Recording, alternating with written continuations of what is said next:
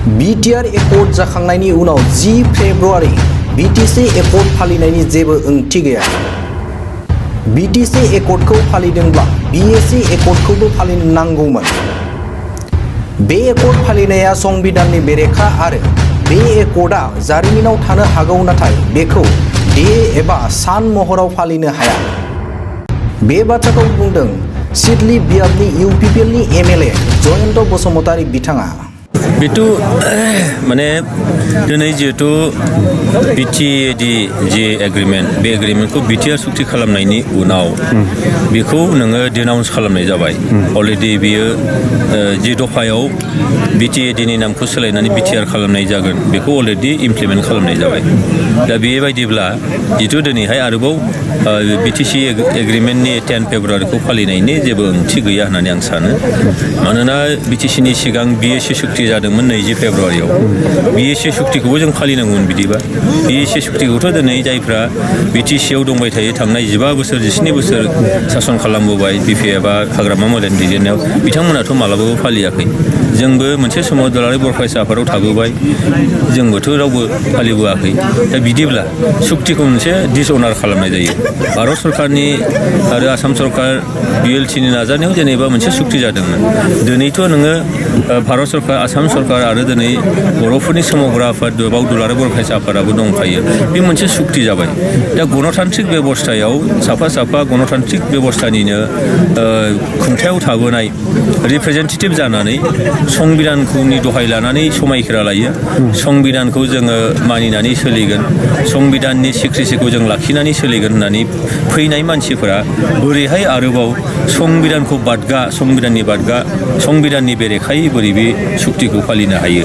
बियो जारिमिनाव थानो हागौ, नाथाय बेखौ डे हिसाबै फालिनाया बे खुनु जुक्ति गैया। बियो संबिधाननि बेरेखा होननानै आं फोथायो। गोजोनथाव खौरां। आसामाव थानाय बयनिख्रुइबो साबसिन सोलोंथाइ होग्रा मिरुफोरनि गेजेराव टेक बुस्टाराबो गंसे। क'क्राझार जिल्लानि सिङाव थानाय सिएसटि फिसारि मावख'नि साखाथियाव थानाय खारगावआव बे टेक बुस्टारा दङ। बेयाव बयनिख्रुइबो मोजांसिन सोलोंथाइ आरो नेम सोलिनाय गोग्गो थाखो खथानि सुबिदा दङ। सारा भारतनि गेजेराव सायख'जानाय बायदि सोलोंथाइजों सोमोन्दो थानाय फोरोंगिरिफोर दङ। टेक बुस्टाराव प्रफेशनेल, जार्नालिस्ट आरो टेकनिकेल कर्सफोरखौ होनाय जायो।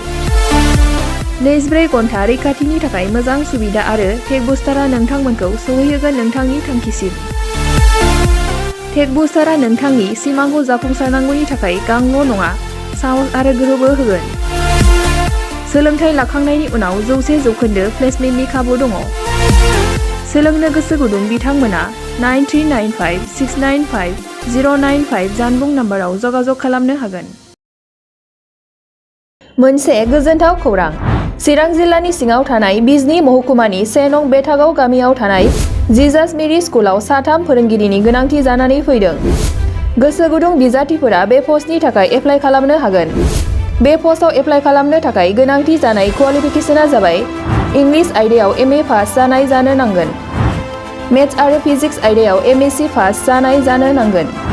बिजाथिफोरा 15 फेब्रुआरि 2022 इं अक्ट'सिमनि गेजेराव गावबागाव बाय'डाटाखौ फरायसालियाव गथायहैनो हागोन।